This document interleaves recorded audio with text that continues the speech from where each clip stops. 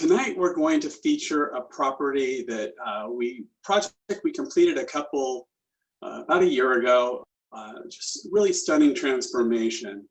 And I think a lot of people are kind of tuning in because they want to hear about this property, and that's great. And I also want to use this to highlight how we work through a lot of different types of projects. So I'm going to really kind of focus on our process and how that process may apply to a variety of different projects, but specifically how it applies to this project, because even though there's a lot of different types of residential remodeling and construction work people might be considering who are tuned in tonight, I think we feel confident that we've developed a process that really helps you navigate all that.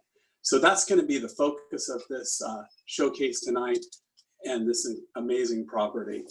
So one thing I want to bring to your attention, here's an after photo, and the next photo will show you kind of what I experience when I'm meeting with somebody for the first time, because one of the challenges that when I meet with somebody, this might be what I see, and it's helping them understand that what I'm seeing, even though that might be the reality, is this next photo.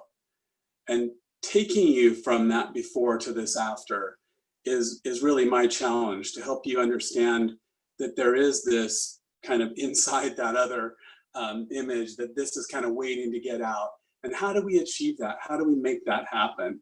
How do we really listen to you and find out what's working, what's not working, so that we end up with these tremendous results?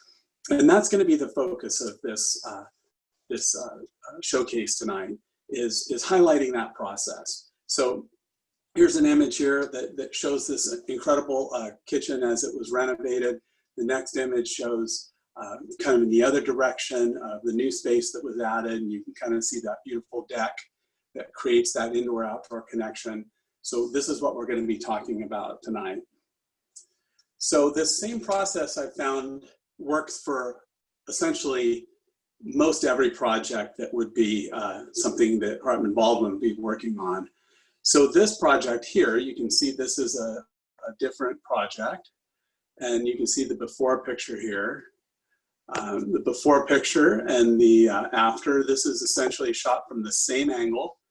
We did a similar showcase, similar format, and if you're really interested in this particular project, that's something that you can check out on YouTube. You can see the YouTube, look up HartmanBaldwin on YouTube and find that, because I think it's really interesting to see as you go through the process with me tonight on this project, the similarities and then some of the differences. We also do ground up projects. So this is a ground up that we did when we started. There was nothing there. This was, I shouldn't say nothing there. The beautiful rolling hills, incredible view, some trees, but the house and the surrounding, the landscape, and even the road leading to the house and the bridge across the little stream, that was all something that we were responsible for creating. So it was really a pleasure to do that. But that was something that happened using the same process we're talking about. All the same basic elements were in place. So I want to talk a little bit more about that process. But before I do, I want to say a little bit about myself and about who's kind of talking to you. HartmanBaldwin, we've been always a design build firm. It's in our DNA.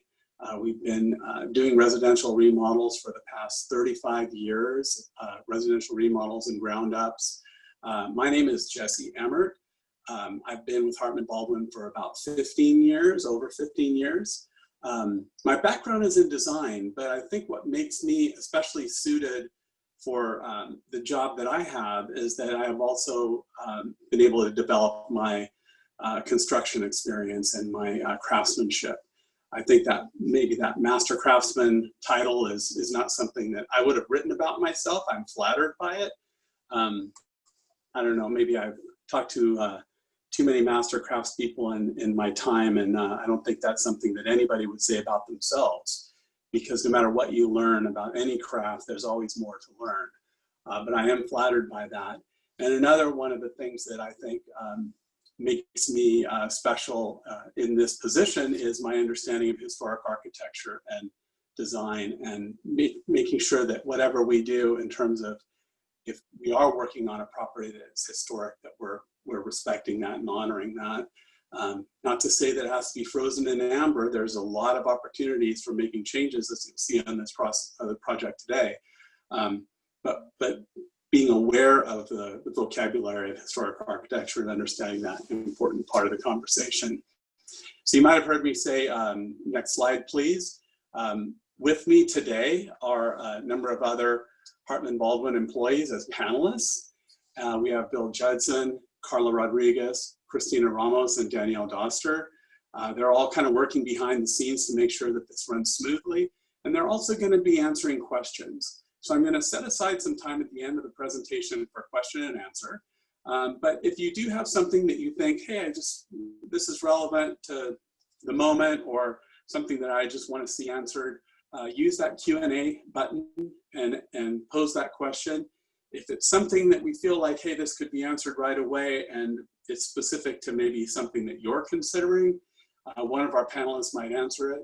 If it's something that we want to address at the end of the showcase, something that maybe will have some relevance to everybody who's listening, we'll do that at that time as well. So, but please use that if you have any questions. We're looking forward to hearing from you. I found that that people who are involved, get more out of the experience than more kind of a passive person, and I think that's probably the case generally in life. Next slide, please. Which reminds me of why we do this workshop. We have found out, well, I've been with the company for 15 years, as you saw in my little short bio, and they were doing these workshops before I came on board. I think they've actually been doing them for about as long as HartmanBaldwin's been in existence. And the reason is, or at least the way I understand it, when Bill Baldwin and Devin Hartman started the company over 35 years ago, they were both coming from the construction side. And they had worked together on a couple jobs, and they found out, or they discovered this concept of design build, this idea of the master builder, somebody who really understands things from both design and construction and brings that together. And so wanting to bring an architect on board early on and a designer on board early on, and having those kind of fused together was really important to them. And when they founded the company, that was the case. And they realized that this works so well. This is something that they felt so excited about. They're like, hey, we want to just let everybody know how well this works, and kind of raise the tide and all the boats with it, so to speak. And so they started doing these educational workshops to help people have a successful project. And I think it's turned out really well, both for HartmanBaldwin and for the design and remodeling community at large. So that's one of the reasons we do these workshops. As I said, also, I've found that people who attend these workshops and maybe attend some of our other events, they become more informed. There's a lot of information out there, and I know people love to watch HGTV, and they'll have ideas about how to do things from that, or they'll have some other neighbor or somebody who's had an experience. But I think the more you learn about different ways that people work, and the more that you maybe learn about the way that we work, the more likely it is that you're going to have good, solid information to have a successful project. And to me, that's paramount. There's a lot of, I guess there's a lot of failed projects out there. There's a lot of people that I've talked to over the years who have worked with somebody where they felt like, well, they just didn't get what they wanted, or the quality wasn't there, or the design wasn't really what they expected. And so we want to give you tools to avoid that. And that's one thing, as this kind of different types of showcases and things we've done over the years have evolved. We've realized there's a lot of information out there that kind of maybe leads people in a direction that isn't really the best for their project. And I think that's going to be the case when we talk about this project today. There were a couple blind alleys that the homeowners went down prior to meeting us, and they had a couple smaller projects that weren't as successful as they felt they should have been. So we're going to talk about that a little bit. So let me talk about this project in particular. And before I do that, I want to just give you a little bit of an idea of what you're looking at. So this is the floor plan of the house. And you can see this entry area here. This is a large stair that leads up to a big front porch and a front door. So beautiful 1912 Craftsman style house. Lovely house situated on the top of a hill with these incredible views of the San Gabriel Valley. And the homeowners have been in this house for about 20 years. They loved it. They loved their home. They loved their piece of property. But there were some things that just weren't working for them. And I'm just going to kind of walk through some of those things. So because there's a street below the front entry that isn't where people park anymore. They park along a side street that probably wasn't even there at the time when this home was built. And so the reality has become that this back door is where everybody enters the house, not just the family, but guests as well. And so that was one of the first challenges that they were kind of wanting to address. Another is, you'll see in a second when we look at photographs, and this might become even clearer, the kitchen. So the kitchen had been redone in the 1950s. You know, it was probably a pretty high-end kitchen at the time when it was done, and it really anticipated a lot of things that we think about in kitchen design today, such as more open concept. However, it had seen better days. It had been, you know, maybe I'll use the term long in the tooth. The appliances one by one were sort of going out, and they were at the point where they couldn't be repaired anymore. They were literally the vintage appliances. So that was another aspect that the homeowners wanted to address. Another one was back here, we ended up doing an addition that included basically a family room connected to the kitchen. And why that's important and where this idea came from is when the homeowners had spent a couple years away from this house on a sabbatical, a job opportunity that took them out of state and leased a home, they found in the house that they leased, that was a great aspect of that design that really brought the family together during mealtime and after mealtime, where there could be some real family bonding time. So that was another aspect that needed to be addressed. And I'm sorry, I'm kind of jumping all over the place with this, but this is how it is with what we were looking at. Another was, see that stair right there? So that stair led to this really gorgeous space over the living room. Actually, I'm not drawing it exactly right, but it was a treacherous stair. It was built in the 1920s, and it was that the loft area, the bedroom loft area was added to the house at that time. And it was a really appealing space, almost like a treehouse effect with windows all the way around. But getting up there and getting back down, even more concerning, was treacherous. And you'll see some pictures of that later. So approaching this project and trying to figure out, hey, how are we gonna solve some of these things? Those were all concerns that the homeowner brought to the table and were things that we talked about.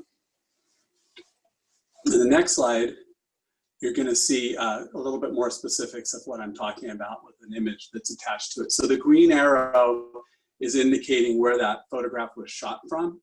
So you can see, looking in, you can see that, you know, that entrance that had become the primary entrance, even though really it was a secondary entrance. It led into a mudroom that was very functional space, but, you know, kind of more of a utility feeling space. All the woodwork was painted. It was a narrow door. It felt more like a utility door, and it definitely appeared as a back entrance. It didn't have a porch or any kind of covering. Next slide, you'll see the kitchen itself. So as I said, the green arrow indicates the direction of the photograph. You know, all these cabinets and the layout of the kitchen worked pretty well. There were some challenges, however. you can see that the circulation is right through the middle of that space. Now there's a reason for it. There was this beautiful buffet that was built in the dining room, and whoever did the kitchen renovation didn't want to disturb that. They left it where it was. Thank goodness they did, because that ended up being, we moved it. It was an original part of the house. It became this really key piece of the dining room, but that meant that anytime you went in the dining room or in the kitchen, or between the kitchen and the dining room, you're kind of walking through the middle of that space. And circulation in a modern kitchen is a really important aspect. So that was another item that needed to be addressed. And this is looking the other way. So this highlights one of the features that the homeowners loved about the remodeled kitchen. It's these great big windows, kind of a hallmark of mid-century design, not suitable for the 1912 house, but beautiful and appealing nonetheless. Primarily because it brought that outdoors in. You know, this house, as I said, it's surrounded by trees. It has this incredible view. And so they said, hey, when we remodel, we don't want to lose that connection to the outside. And in fact, one of the things we talked about is, you've got this visual connection, but how do we increase and create a physical connection? Because there was this patio that was right up here that you had to go all the way around here. So if the family was entertaining and they happened to be, serving up some food and they were using the kitchen island as a buffet, well, somebody had to walk basically all the way around the house. So we wanted to get an ability to create that, not just visual connection, but the physical connection to this area where this just has this amazing view of the valley. Now we're going to get to the hallway and there's the dining room. So as I said, here's that beautiful built-in buffet. What we did is we found a new spot for that in the dining room. And even though the dining room actually got a little bit smaller, what ended up happening as a result of repositioning things and thinking about the circulation is it became a much more functional space. So it feels bigger, even though it's actually ends up being smaller. On the next slide, you're going to see the hallway and that stairway. So here's that treacherous stairway that I was talking about. Let me delete that. So check that out. I think you certainly don't want to have to navigate that in the middle of the night. I wouldn't want to go up it or down it. It even looks like they've painted the treads like a fluorescent or a reflective coating, because maybe they're got accustomed to wearing miner's hats or something on the way up and down there. But changing that would really transform the use of that loft bedroom, because it was this incredible bedroom, but nobody wanted to go up and down there because of the accessibility issue. And then it was also, and you'll see later how that transformed this hallway as well, because this hallway was wide, high ceiling, nice, but it was just circulation. It didn't have any other purpose. You walk through there and, so when we repositioned the stair and we created that as a feature, it really gave a focal point to that hallway. So another great kind of design idea that came to fruition in this project.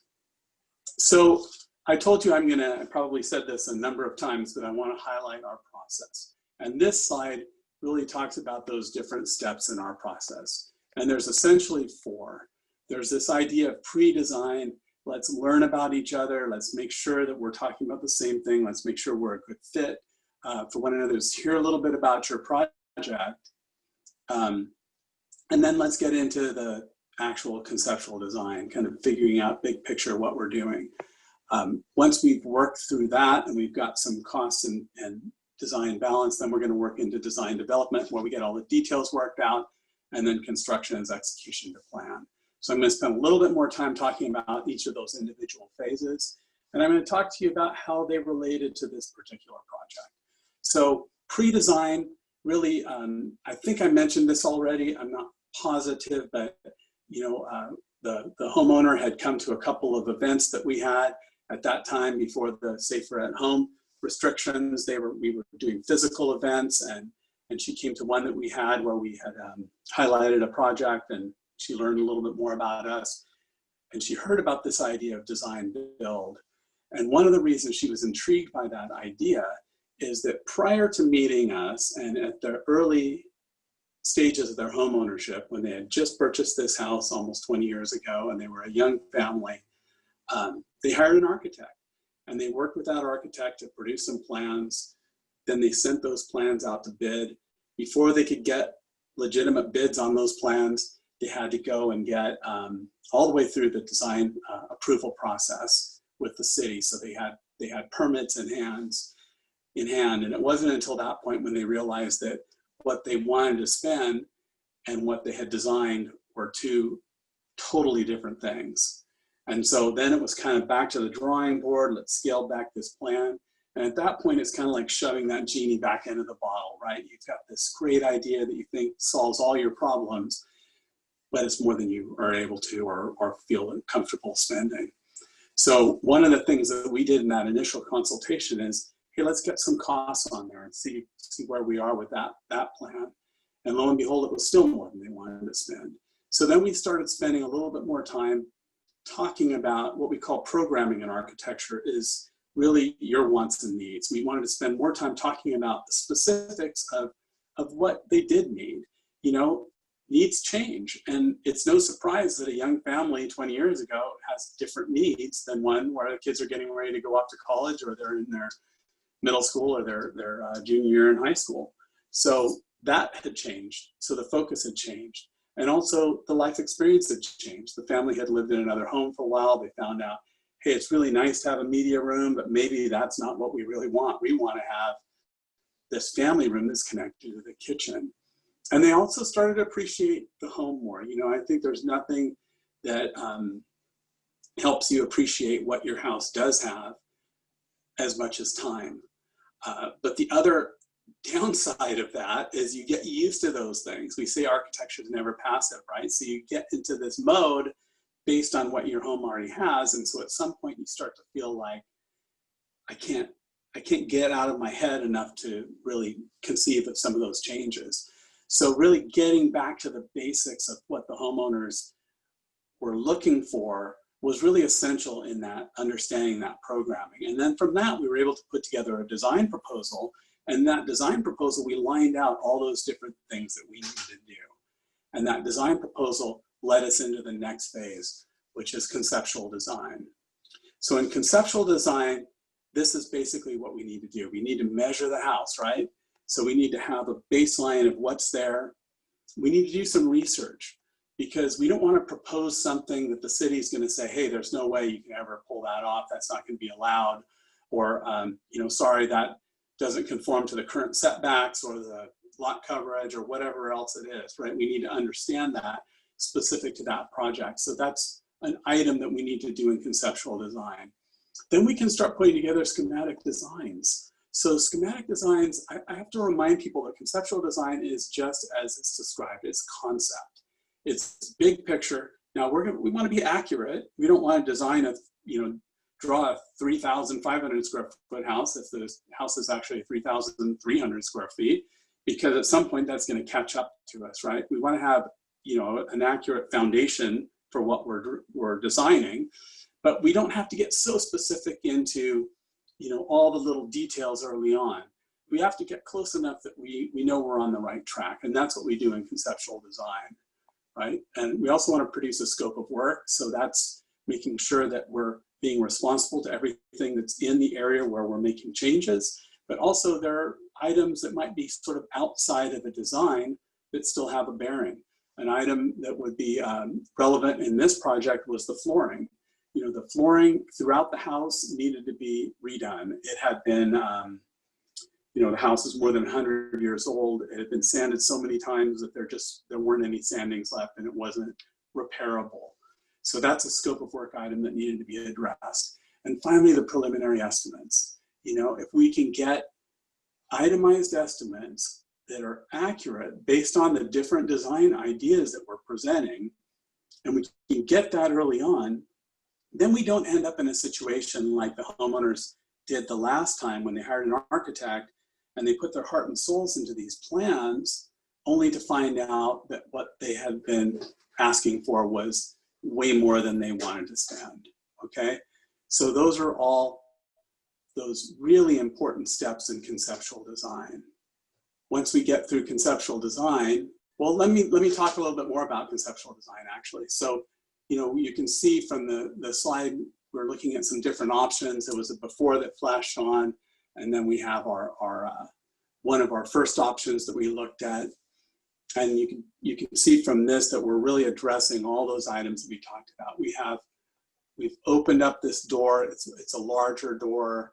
The mudroom is actually grown a little bit smaller, but that's because we were trying to maximize the space we were putting into that addition, which was the family room addition.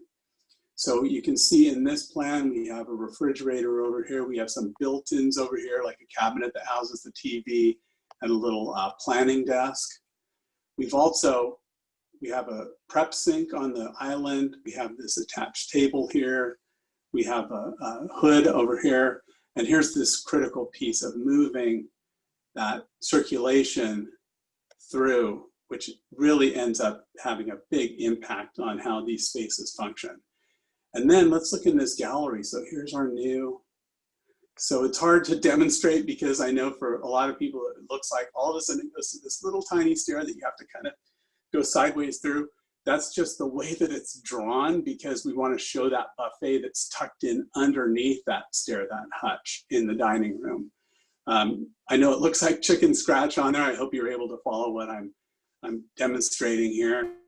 And then we have a closet that is underneath the stair from the other direction. So in that gallery, then we have some closet space because one of the things that's always missing or lacking, I shouldn't say missing in older houses is closet space.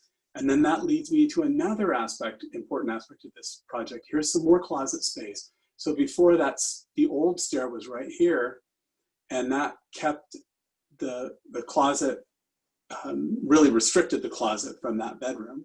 So getting some closet space back in that bedroom and making the closets work for the other adjacent bedroom, really important piece as well. Oh, and then before I forget, check this out. So in this version, it's a patio, so you walk down to it. But wow, you know, having that connection straight out of that family room kitchen area without having to go all the way around the horn, as they say, right? Really made such a nice difference. So in the next image that you're going to see, we have a rendering. So here's that patio I was talking about. Here's the new space, right? The new addition, really beautiful, large windows. We added this clear story aspect to each of these windows. So you still have that line that's consistent, you know, but now you have this whole area above that that's additional light and ventilation coming into the room. So it really just maximizes that light in the view. So rendering is another thing that we can produce. This is a same addition from the other direction. And if you recall, at the door was flat on here, this gable continued down, and this area out back here actually stepped back. So now we've extended that out.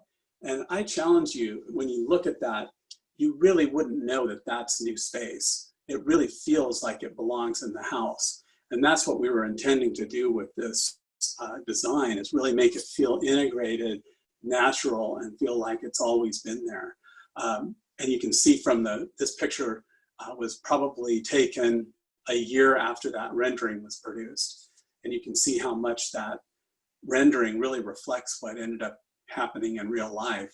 I'll say something else about the renderings. One of the reasons that we were doing them in conceptual design on this project is this house is in Sierra Madre, and like many communities that value their historic stock, and like many communities that have an active heritage or historical society, design review and all that is a really important part of the process. And so we knew, because that was going to be the case, we wanted to get ahead of that. So we wanted to make sure that we were presenting items that really demonstrated what we were going to do to these individuals and these groups early in the process, so that wasn't going to hold us up later on, because we had to produce a house history for this home. We had to present this, including these design renderings, to the Historical Society, also to the Design Review Board, Commission, and all that was done early on so that we could kind of get them on board, so to speak, and get their approval, so that once we did get into the permitting and plan check process, we had that in place. So really important aspect there that was successfully navigated here. So once we get to the end of this, you know, hey, we've got a process that we think, we've got a project that really meets your needs. We've shown you costs. We guarantee these costs are accurate within 15%. We've got some different design options we're looking at, but we're getting pretty close there. This is a revision. You'll see in the next image that we're changing things a little bit here. We've moved that cabinetry. So we added more cabinetry inside the mudroom. You know, a little bench seat with shelves underneath and some storage to the side. Because again, the homeowners felt like, hey, when the kids come home from school, they have a place to throw their backpacks in these drawers, maybe put their shoes away. And that became more important. So that space was taken a little bit from the, you know, before it was over in the family room. Then we moved things around a little bit. That planning desk moved into the kitchen. The cooktop moved onto the island. The refrigerator moved over here. So these are all small moves, but really kind of dialing things in. One of the really nice aspects is this, we widened this doorway right here between the mudroom and the gallery. And then this space underneath the stair grew. You can see how the stair continues up. So really, this is full height space. And then once you get in here, it's clipped by the underside of the staircase. But that's a great place where you store luggage or things like that. So again, that premium placed on storage really was met by that. So that's how the project evolved during conceptual design. But at the end of that process, we had, I mean, these are what I'll just term the deliverables. We had schematic plans that were pretty close to what we ended up building, right? We didn't have all the details quite worked out yet, but we were comfortable with that. The homeowners and the design build team. We had a scope of work that was accurate. We weren't leaving something out, right? We knew that we're replacing all the flooring. We have an option in there to replace all the roof. And all that was in that preliminary cost estimate that we're guaranteeing is within 15% accuracy. So really important things, because now you can rely on those numbers, right? Now we can relax and we can move into that next step. And we know that we're not going to end up in a scenario like the homeowners did before, where they're like, hey, we fell in love with these plans, but lo and behold, it's double what we want to spend, or it's, you know, this wasn't the case with them, but I've heard this before by many that, you know, whatever somebody says it's going to cost, double it or triple it. Who wants to be in that position? And the worst time to be in that position is in the middle of construction. If we need to be in that position, let's do that early on when we've done a little bit of design, because the reality is, and I think this is human nature, it must be human nature, because I found the case to be there with my kids and everybody else, like what you want, right? You can't see my hand because I'm on a virtual screen, but what you want and what you want to spend are like out of place with one another. And people want more than they're willing to spend usually. So let's figure that out early on, so then we can tailor in our design. We don't get caught in this loop where we've created these beautiful designs that never get built, or that, you know, your house is torn apart and now you find out that you're having to increase your budget in a way that maybe you can't even accomplish. So now we move into design development. So design development is really an exciting time, because we've got these plans, we know the cost is within this range, and now we can get all the details worked out. And so part of that is material selection, part of it is creating those working drawings that move through the permitting and plan check process. So I'm going to talk a little bit about those for a minute. So here's the plan. This is the demo plan. So from being a before plan, now we're calling it a demo plan. I want to talk about this tree a little bit. This is a big oak tree. Just mention really quickly that that was one of those pieces that was challenging, because just like the historic structures are valued in a lot of the nicer neighborhoods, so are oak trees. So this was a coast live oak. It wasn't a heritage oak or anything. It wasn't an older tree, but it was kind of right there, its canopy covered an area where we wanted to work. So the homeowners wanted to preserve that oak, but we knew that there may be some challenges as we started the project. So we wanted to have options available to us. So I'll talk a little bit more about that later. But these are the before pictures, and you can see that scope of work that's talking about what's happening in the demolition.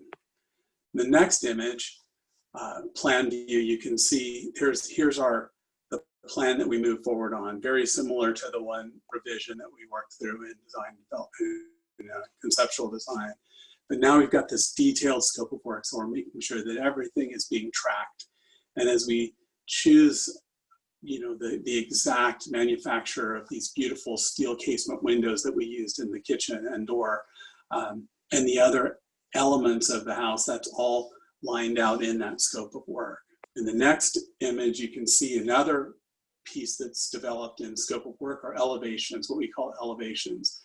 So this is the different views of the kitchen, and each one of those views is very detailed, and we're showing all the cabinetry detail. And by this time we've chosen the refrigerator, and we've chosen the faucet, so we have an image that reflects that. We have this kind of wainscot detail that was found throughout the house that comes into that space and ties things together. But one of the things, it's too small right now for you to notice, but you'll see the highlight, is we actually drew the detail of every single piece of tile that went into that backsplash. Now you might think that sounds pretty crazy, but there's a reason for that. This is a very special tile. It's Matawi tile, it's made in America, it's hand glazed tile, and the homeowners fell in love with this tile, and they felt like, hey, this is gonna be something really special we wanna kind of build into the process. And they wanted us to design it in a way that they didn't have to cut any tiles. Not because they wanted to save money, but because then it looks purposeful, it looks finished and really custom. So every one of those tiles is a full tile.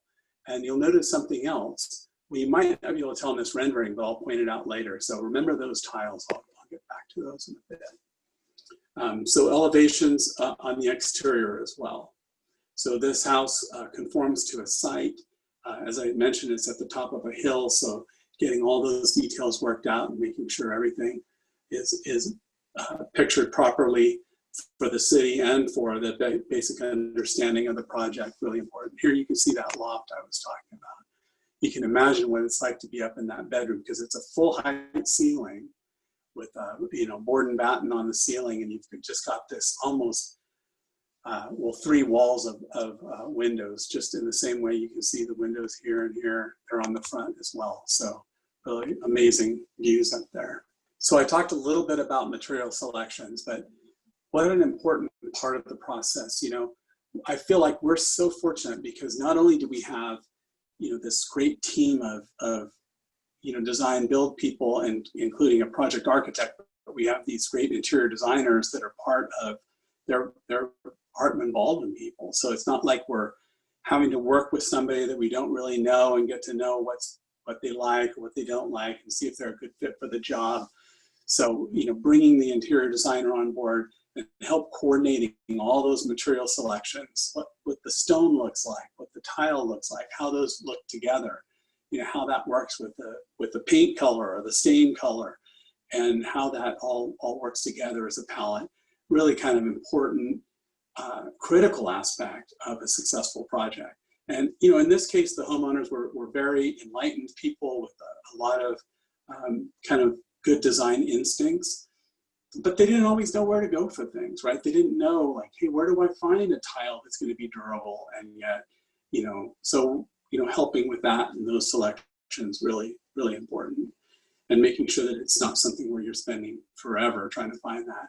But the end of the result of that is now we've got these great plans that are really detailed, that have everything all worked out, all the selections made. Now we can move into the end of the design development phase, which is really pretty much pre-construction. Now we've got these designs, we can apply for permits, we'll have a job walk. The job walk is an opportunity for all the tradespeople to come in, kind of walk through the job, learn more about, study the plans on site, and we'll organize that so we have, the plumbers there at the same time as the electrician, as the HVAC guy, so they can say, hey, yeah, this is going to work. This is where we're going to run that, conduit. And that's fine that we can share that with the chase for the HVAC or whatever. But getting that all coordinated so that we don't run into a situation later where we're missing something. Because at the end of that whole thing, we're going to be able to finish our pre-construction with a final estimate that we're saying is 0% error factor. And when I say 0% error factor, what I'm saying is we've done our homework, we've figured everything out, we've chosen the materials, and now we're going to stand by the numbers we say. We've looked at it every which way, barring some just crazy thing that we couldn't have ever anticipated. This is it, and we're gonna hold true to those. So if we miss something, that's on us. And then we get into construction. I got in trouble recently. I was at one of these seminars and I said, construction is the easy part. And I think one of our construction managers was kind of offended by that, and he gave me a bad time. He's like, what are you talking about? It's the easy part. And what I meant was not that construction's easy, but if we've got this all worked out, now we're executing to plan, right? We don't have to figure out like, hey, what sink are we going to use here? Let's order that before it's too late, or how are we going to make this work? We've got that worked out. So, we have a plan moving forward. But construction is difficult because execution to plan, there are challenges, and making sure everything comes together properly is always going to be something that takes some difficulty. One of the things I want to point out in this next slide, you'll see weekly meetings is so important. That communication that we do early on in the project, when we're in the design phase, conceptual and design development phase, really becomes critical in the construction phase. We want to make sure we're really focused on what we're doing. We want to have weekly meetings where the whole team comes together and we cover things like, here's what we did this week, here's what we're doing next week, here's what decisions still need to be made. Are we taking care of you? Are we keeping your job site, your home clean and respecting the rules of the house? All those kind of simple things that really make a difference into whether or not people feel like it's working for them. But then there's going to be other special meetings. So we'll have a longer meeting where we talk about electrical and plumbing. And in those meetings, we might get into some details that, we already have it drawn on the plans, but now we have an opportunity to look at it and say, there's a better way to do this, or how high do we need to have that shower head? We want to make sure maybe it's tall people, that we're not, make sure that we're not having it so that you're bending down under the shower head. Or in the case of the electrical, I mentioned that tile, in addition to not wanting to have any cut tiles, we wanted to plan it to where we didn't have any electrical plugs showing along the countertop. Now you might raise your hand and say, that's impossible.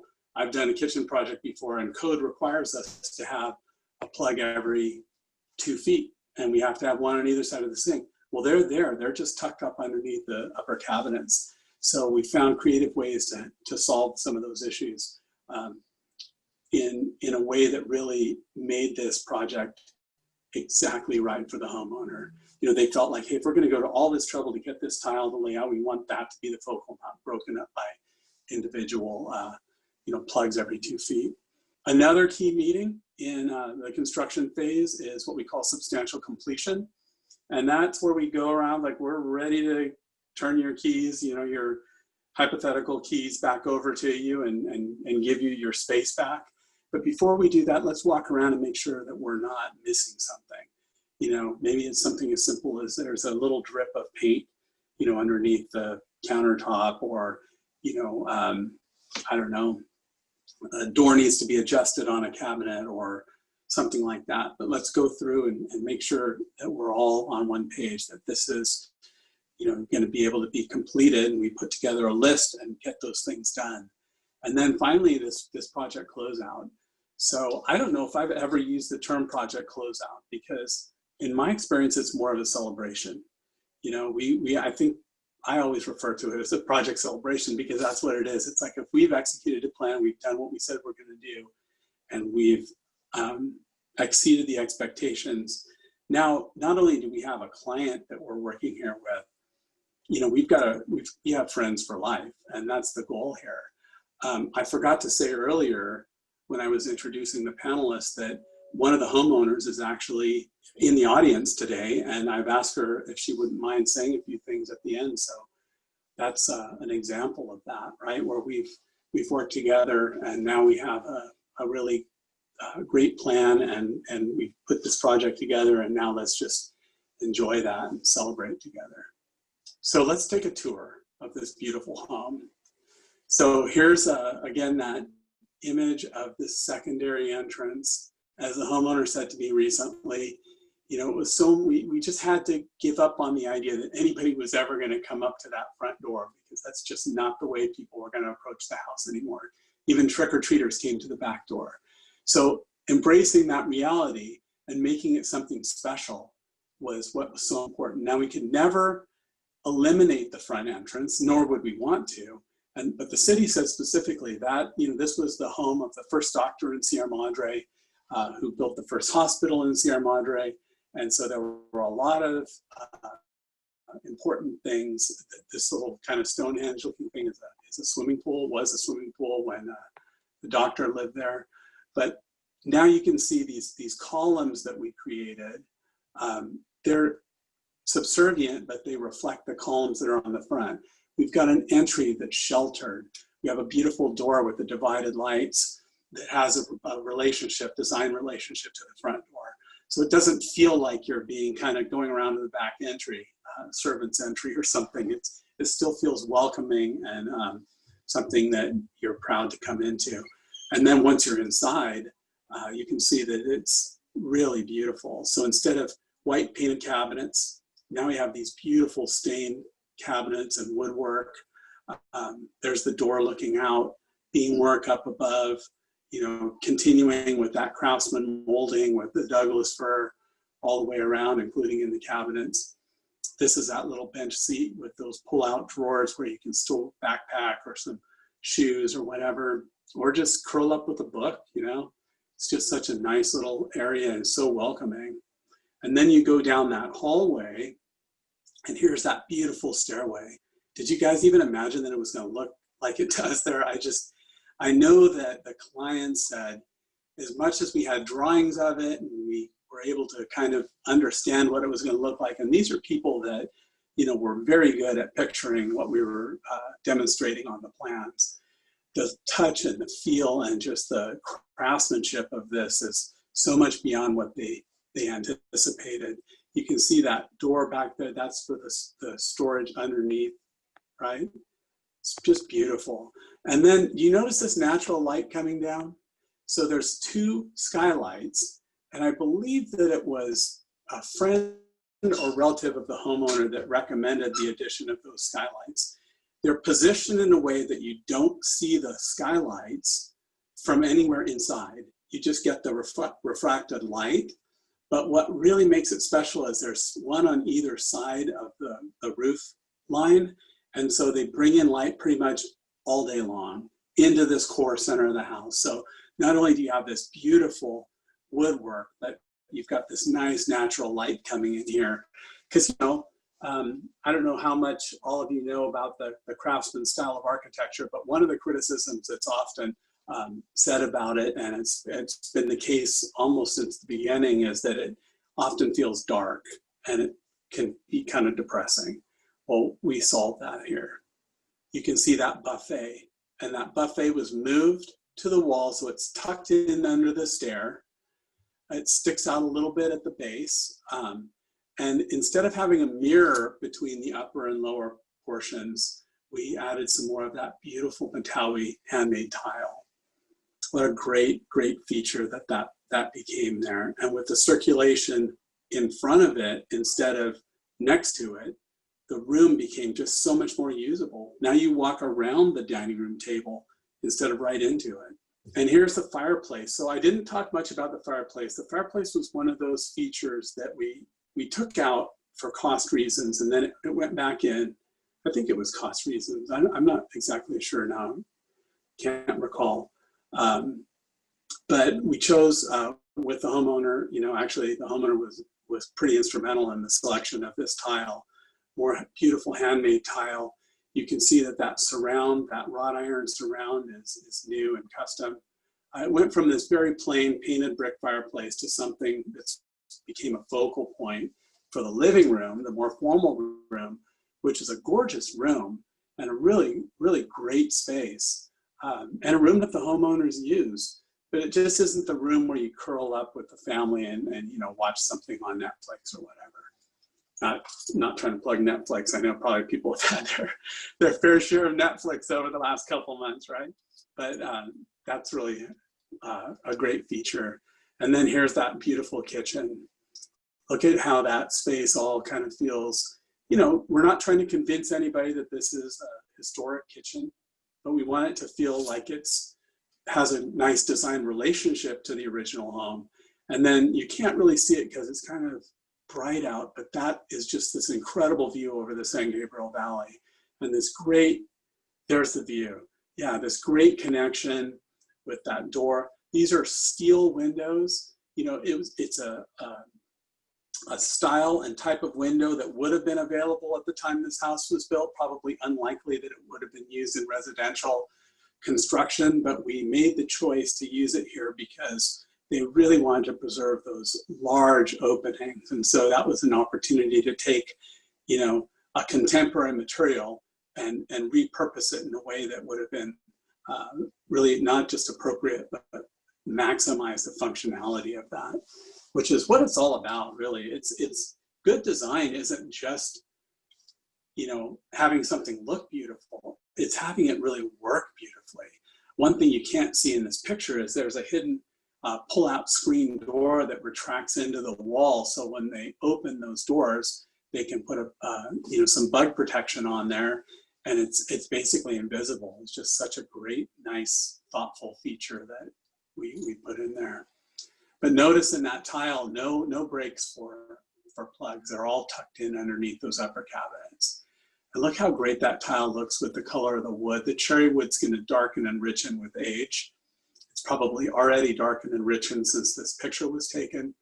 But you know, that's just such a great palette as you see those kind of warm reds picked up in the accent tiles. And then that beautiful stone. There's another picture coming up of that stone. It's a quartzite, which is a natural material, not to be confused with quartz, which is a term that people often use for the man-made stone. This is a natural material, and it's very hard, very durable. And what we've done in this particular application is we've done a treatment called leathering, which brings out, like I'm not sure exactly how the process works, but it brings out sort of the softer parts of the stone so that it really has a nice subtle texture. I think you can see that in the next picture. I guess it's the picture after that one. Nice view of the kitchen. You can see how that wainscot comes in. There's the texture in the stone. Just beautiful. So you can see that beautiful tree house aspect.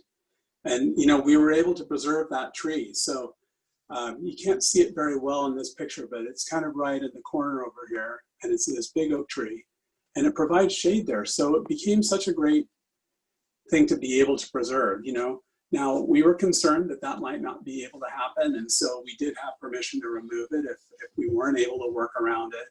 But we worked carefully, and we were able to make that kind of a highlight also of that space, provide shade to the deck and everything else.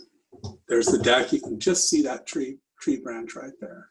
Now you can just walk straight out from the kitchen onto the deck. So if there's a party, they can open up those doors and just really have that indoor-outdoor connection. Like a night like this, I mean, can you imagine? I want to go there right now. It's beautiful. So, you know, I mean, here's the challenge, right? I talked about how we do it. And for a lot of people I talk to, the challenge is, you know, finding the right people, finding somebody who's going to really, that they're going to connect with, that's going to really think about their project, that's going to really make it work for them. And so, you know, what I was trying to demonstrate was that challenge. But for me, one of the challenges is being able to convince or demonstrate to my client that, well, I'll see in the next slide, sorry, that when I come into a space and I see something like this, that I'm able to help them understand that this is what's possible and how we achieve that, how we take those steps, that we start in that conceptual design, that we work through those big pictures, we get into the details in design development, we get everything worked out and chosen so that we can execute the plan and construction with good communication, teamwork all the way through to the point where then we can all get together and just enjoy it. You know, we were so honored to be able to have this amazing party at this space where we invited a lot of our past clients. You know, it's something that we do about once a year. We will invite our past clients in to join us for a celebration, and they come out and they really enjoy the time that we spend together. And it's great to be able to introduce, you know, different of our past clients to one another. I also want to just take a minute now that we're at this point is to introduce the homeowner, Lynn. I think she's gonna, we tried to get her on video, but we weren't able to manage that from a technical perspective. But Lynn, are you there? Yes, I'm here, Jesse. Hi, Lynn. Hi. Thanks for joining. Oh my gosh. Well, thank you so much that was a wonderful presentation. It was fun kind of walking down memory lane with you there. Yeah, I did that too. Hey, I wanted to, if you have just a minute, I thought maybe I could ask you a couple questions. Sure. And if you, well, one thing I thought about is maybe you could talk a little bit about something that, I'm looking at your picture. I should be looking at the camera. So I'm sorry, I'm like probably not looking in the right place, but can you talk a little bit about, I don't know, the outcome of the project? How do you feel about how, I mean, it's one thing to hear it from me, but maybe you could talk a little bit about it. Sure. Well, as you saw in the before pictures with the kitchen, it was certainly a functional kitchen. But really we just wanted to create a family hub, a place when, you know, guests came, it was a welcoming space, and gosh, the result was just more than I could ever have dreamed of. It just essentially became like this Zen retreat in our kitchen. You know, still every morning I walk into the new space and I watch that sunrise through those beautiful steel windows, and I can just exhale. And when we have guests over, we get together, and you know, the space just permeates kind of a joy and peace, which I adore that. Also, like you spoke about preserving that oak and the surrounding greenery, that allowed us to bring the outside in. And when we gather now, considering, you know, where we are in the world today, spending so much time at home, it's just to have this haven, it just fills up my heart. So, you know, we bought this house 20 years ago. I like to say, I said actually at our project's celebration that I showed up at every meeting with just a manila file folder filled up with pictures from magazines I've collected over those 20 years. And I've got to say that, you know, HartmanBaldwin made all those dreams come true. So thank you so very much. Thank you for saying that. I remember those vanilla folders filled with images, and I remember a couple times Lynn saying, you probably hate clients like me, you probably hate me. And at the end of that 4-hour design meeting, I'm not saying that there wasn't a moment that I might have thought that for a second, but honestly, it wasn't the case. We love clients like you because that's where we get these amazing results, right? That client involvement where you're saying, hey, here's some ideas I have, you know, how do we make this work? How do we bring this together? And I love the fact that you're still sharing like pins with me on Pinterest. Oh, check out this kitchen lighting I found or whatever. It's like, I know we're done with your kitchen, but that might look good someplace else. Thanks, that's amazing. Yeah, so it's great. It was great to work with you, and you're a great partner in this. Maybe could I ask you one more question? Sure. So is there something that you found surprising about this whole process that's different than what you expected? Yes, you know, I can look back in the rearview mirror and think of a lot of things that we really enjoyed about working with your group. But I mean, one thing I can talk about probably is that, you know, as you said, we'd had 2 previous experiences that kind of left us wanting. And I researched, you know, design build firms after hearing from some friends, and I went to your workshop and definitely felt like HartmanBaldwin was the group that was, you know, who I wanted to go with. And so you came to our initial consultation, and Jesse, you're so knowledgeable about Craftsman homes. We really learned a lot, and you left that meeting and we were really optimistic and hopeful. And, you know, you stayed with us through all the pre-design and conceptual design, which was great because it's just another person to bounce off ideas with, and again, kind of lends itself to the team concept. So that was fantastic. And then as well, I'd been after having our architect to stay with us through the project. And in fact, that's what Ty did. I mean, start to finish, he attended every single weekly meeting, which was extremely helpful. It allowed for us to make adjustments throughout the project, as compared before, where the architect kind of leaves after construction begins, and you're kind of left to punt a little bit when things come up. So that was exactly what I'd wanted. But the real surprise was working with your interior designer, I mean, Miranda. So I didn't ever expect to have that as part of the team. So, you know, not only was she just efficient, she's knowledgeable, she also possessed these just valuable interpersonal skills. I mean, so my husband and I, after 20 years of kind of bouncing ideas off of each other, we definitely had some strong opinions, and at times they were opposing opinions. And Miranda would just take that information. She'd come back the next meeting and, you know, perfectly articulate what she'd heard from both of us and present this perfect solution, you know, that satisfied both of our desires and complemented the style of the home. So that was just a fantastic add to, you know, what I had signed up for. I remember a couple of times when your husband said to me, you know, we came into this thinking, you know, in some individual things that we were looking at something completely different. And at the end of that whole experience with the interior designer, we both felt like we had won. We both felt like we won the argument. So that is a great compliment to be able to kind of bridge that and bring something together that really works for everybody. But everything else you said too, thank you so much. I really appreciate the compliments about the teamwork. I probably didn't say that enough, but that is such an important part of who we are and how we work, is that team concept where there's, you know, the team that builds and stays with the project from stem to stern. So thank you so much. We're going to actually open things up for some other questions. I know we're running a little long. So I thought I would, before we get into the Q&A, just briefly mention we have some upcoming events. If you enjoyed this, check out the other video we did on a different project that's highlighted. You can Google us, or I mean, go onto YouTube and type in HartmanBaldwin. And up on June 9th, we have a void remodeling pitfalls coming up. So while you're putting together your questions, I'm just going to kind of cover these really quick.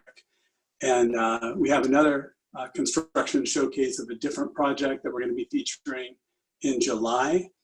And just stay connected. Like, you know, I think it was important to the homeowners that we were talking to today and the project we're featuring to learn about us, but just to learn about better ways to accomplish some of these things. So we have, you know, we're on Facebook, Instagram, you know, check us out and learn more about us. I again, really appreciate everybody's attention, and I hope you found this informative, and looking forward to hearing some of your questions. Hi there, Jesse. Hi, Christina. Hi. Well, Jesse, thank you so much for that presentation. It was really informative. And Lynn, thank you again. We always really love to hear from you, and we really appreciate you kind of sharing your experience with everyone. So let's see here. So we did get a few questions. Let's see, the first one being pretty pertinent to what's going on currently, and that is, how is HartmanBaldwin kind of working through this pandemic?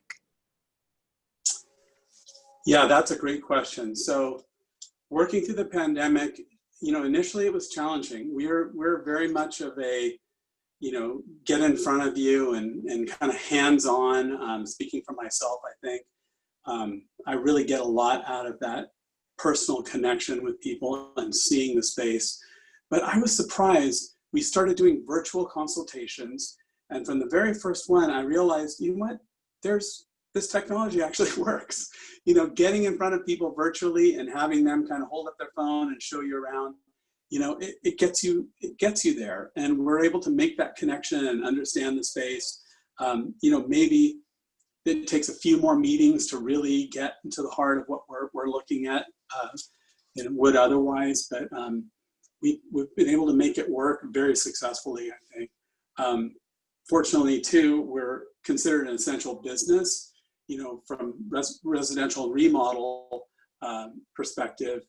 If it's something where we're talking about, we're going to be in somebody's home and we're having to communicate and deal with them directly, that's probably not something that we want to be right in the middle of now. But if we're able to kind of organize that to where we can kind of cordon off the area where we're going to work, and we're going to separate that space from the construction space from the home, then there's often opportunities to make that work. So we've been doing that. We've been able to keep most of our projects going and successful. A couple of them have been put on hold for various reasons where we're not able to accomplish that. But at the same time, I do want to stress that a project like this, there's a fair amount of time that we're spending in design. So if you're thinking about, hey, we want to get started, but it's, this pandemic, it could be a few months, likely a few months before we get into the actual construction side. So it may be a good time to start getting realistic about what you want to do and starting those first phases of design. Yeah, great. Thank you so much. Let's see here. And then our second question, what's our approach kind of with communicating with the neighbors of projects that we work on? Yeah, that's a great question too. So, we really focus on three things. One of them is great design, because it doesn't matter how well something's built. If it's not designed well, it's not going to hold up, right? We want to have good quality construction, because again, conversely, if we build something that's beautiful but is falling apart the day we're done. So good design, good construction, and good customer service. And the way we consider customer service, it's not just that we're fulfilling promises, making promises that we fulfill, but it's making sure that we're good neighbors. So we want to build something that's going to be an enhancement to the neighborhood, that we help the neighbors understand that from the very beginning, that if we're talking about a project that's going to be a significant investment in their neighborhood, that we're going to show them, hey, here's what it's going to look like. We, before the start of construction, we will go around and notify the neighbors that we're working in their neighborhood. We'll let them know, here's what the project's going to look like. Here's how it's going to affect, your property, and here's what the timeline is going to be. We want to be mindful of and respectful of the limitations on work. So, we're not going to work on Sundays. We're going to make sure that if we do work on Saturdays, that it's with permission of everybody involved, and that's only occasionally, and that we abide by the hours that are set out by the community. Mm-hmm. Yeah, that was a great question. Thank you so much. And actually, we have a few questions for Lynn. Lynn, if you're still there, I was wondering if that's okay if we send a couple your way. Absolutely. Okay, great. The first one was, what was the most challenging aspect of the project for you and your family? Well, I suppose probably, when I think about it from the kids' aspect, it's probably the noise and the interruption, when they just probably didn't like having things moved around. For me, probably, and we were warned, absolutely, we were warned from Troy, the general manager, is the dust level. So that was a challenge, I would guess. It's expected, but that was a little bit of a challenge there. HartmanBaldwin did their best, though. I would say that actually, even with regards to the kids and having things moved around, our schedule, we all sat down at the very beginning and talked about, what were our summer plans? How can, they work with us when we're gone? to work on different areas of the house that probably wouldn't have been in the normal flow of things. But, you know, when we were gone on vacation, they went into the kids' room and you know, worked to get that part of the project finished first. So that was extremely helpful, knowing that they would be there for us. And, you know, we have a dog and a cat, so they were absolutely mindful about making sure that, you know, if I had them behind closed doors, they didn't open those doors. So I never worried about that as well. Yeah, great. Thank you so much for sharing. And we did have a follow-up question. What recommendations or advice would you share for new clients who are just starting the design build process? The main thing would be just to, you know, understand that there might be some holdups along the way as far as working with the city. You know, you kind of have to accept that as much as HartmanBaldwin was there to kind of get our, you know, have our back, they ordered all the materials on, as soon as we signed up, they were ordering those materials. And as well with working with the city, there might be just some challenges. Materials kind of can get held up. It was the Christmas season when we were kind of going into the, you know, the production as well with trying to get these materials ordered, and things got held up a little bit. The same thing, the city decided to buckle down and make us go through a second review, not only just us, everyone, for the city of Sierra Madre, to kind of avoid that mansionization. So, I mean, the sooner you can kind of come to accepting that, you know, there might be some bumps along the way, I think that would be helpful. Also kind of, you know, as far as, you know, I talked about with my manila file folder, I mean, I think that, like Jesse said, that was really helpful. I'd spent a lot of time kind of thinking about what I wanted, and that definitely helped move the process along with the, you know, the design development phase. Yeah, that's so true what you're saying about, you know, we do our best to anticipate these things, but you never know what's going to come up, and cities have become more and more challenging to work with. I think there have actually been some benefits with the COVID-19 restrictions, because the counter is no longer open. And so I think that might weed out certain people who are presenting projects that are inappropriate. And so I've even seen some things speed up a little bit with the cities, but you know, we do our best to manage what we're able to, and there's always things that are outside of our control. So I appreciate that comment, Lynn. So I think that's, we're over our time. I do apologize for that. We're about 15 minutes over. But I appreciate all the questions, and I appreciate your attention. I hope you found this interesting and informative, and something that you will hope to even learn more about. So again, please stay connected with us, and we look forward to potentially having more opportunities to talk to you. Take care. Have a good evening. Have a good rest of your evening. Thanks again, Lynn.